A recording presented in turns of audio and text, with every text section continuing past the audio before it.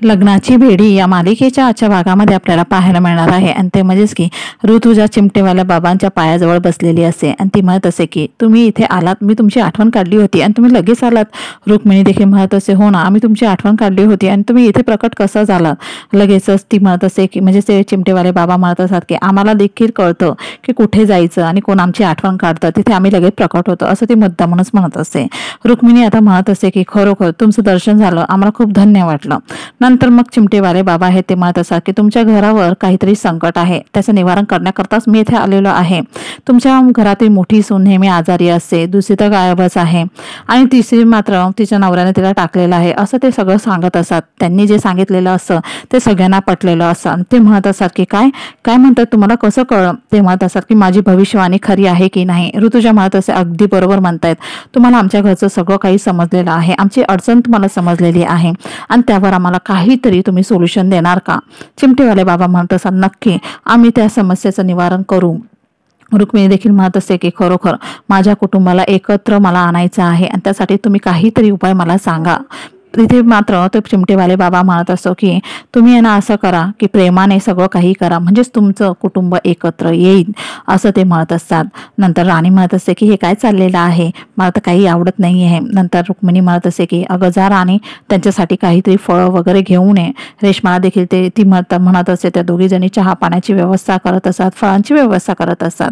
चिमटेवाले बाबा म्हणत असतात की माझ्याकडे ही उंगराची काठी आहे आणि ते जोरजोरात वाजवायला लागलेले असतात. ऋतुजा म्हणत असते की काय झालेलं आहे, तुम्ही ही काठी जोरजोरात का वाजवत आहात? ते म्हणत असतात की मला असं वाटते की तुमच्या घरामध्ये चोरी झालेली आहे. हे ऐकल्यानंतर मात्र सगळ्यांना धक्का बसलेला असतो. ते म्हणत असतात की तुम्हाला कसं कळलं आमच्या घरामध्ये चोरी झालेली आहे? ते म्हणत असतात मला माहिती आहे ती चोरी देखील कोणी केलेली आहे. मधुला मात्र धक्का बसलेला असतो. ऋतुजा हात जोडून तेथेच उभी राहिलेली असे. बघा तुम्ही खरोखर अंतर्यामी आहेत, आमच्या घरातलं सगळं जे काही आहे ते सगळं निघून जाऊ द्यावं आणि आमचं घर पुन्हा व्यवस्थित करा असं ती प्रार्थना करत असते. पिंकीला आता काय करावं कळत नसतं म्हणून ती म्हणत असते की ही काठी आता मी मधूच्या दिशेने फिरवणार की जेणेकरून तिने चोरी केलेली आहे मला सगळ्यांना दर्शवायचं आहे. आणि म्हणून तो चिमटेवाला बाबा म्हणत असतो की मी आता ही काठी गोल गोल फिरवणार आहे, ज्या व्यक्तीसमोर ही काठी जाईल तिने चोरी केलेली आहे हे सिद्ध होईल. सगळेजण घाबरलेले असतात. त्यामुळे तसं बाबा माझ्या दिशेने ही म्हणजे काठी नको यायला आणि म्हणून सगळे देवाकडे प्रार्थना करत असतात, डोळे बंद केलेले असतात. पिंकीने हात चलाकीने ती जी काठी आहे तिचं टोक मधूच्या दिशेने केलेलं असं. मधू म्हणत असे की नाही मला हे निर्णय मान्य नाही आणि मी माझ्या घरामध्ये चोरी कशाला करणार. रुक्मिणी देखील म्हणत असे की हो ना, मधू अजिबात असं काही करणार नाहीये. म्हणूनच मधू म्हणत असे की आता ही काठी मी स्वतः फिरवणार आहे आणि म्हणून ती स्वतः काठी फिरवत असे. पिंकीला आता हात चलाकी करणं काही जमणार नसतं, परंतु ती ज्या ठिकाणी टोक जाईल त्या ठिकाणी मुद्दामच एक वस्तू त्याच्या दिशेने करत असते की जेणेकरून ती काठी मधूच्या दिशेने जाईल. मधू मुद्दामूनच मग म्हणत असे की मी आता रुक्मिणी काकूंच्या बाजूला जाऊन उभी राहते आणि ती देखील त्या ठिकाणी जाऊन उभी देखील राहिलेली असे. परंतु काठीचं टोक पुन्हा मधूकडे आलेलं असतं आणि त्यामुळे तिला खूप धक्का बसलेला असतो. ती म्हणत असे की मी जिथे जाईन तिथे ही काठी कशी येते काहीच कळत नाहीये आणि मग मी स्वतःला निर्दोष कसं सिद्ध करू असं ती सगळ्यांना मुद्दामून सांगण्याचा प्रयत्न करत असे. चिमटेवाले बाबा म्हणत असतात की चला मी तुम्हाला दाखवतो आणि मधूच्या रूममध्ये ते सगळ्यांना घेऊन गेलेले असतात. रुक्मिणी जोरजोरात म्हणत असे की तुम्ही इथे आम्हाला का घेऊन आलात? परंतु मग ती म्हणत असे की जरा तुम्ही म्हणजे तुम्हाला काय समजलं आहे का? ते म्हणतात की तुम्ही जरा शांत बसा. त्या रूमचा एक कानान कोपरा त्या घुंगराच्या जी काही काठी असते त्याच्याने ते वाजवत असतात आणि म्हणत असतात की ह्या कपाटामध्ये नेकलेस आहे, काढा तर बरं. आणि ज्या वेळेला खरोखर रुक्मिणी ते कपाट उघडते ते नेकलेस दिसलेला असतो.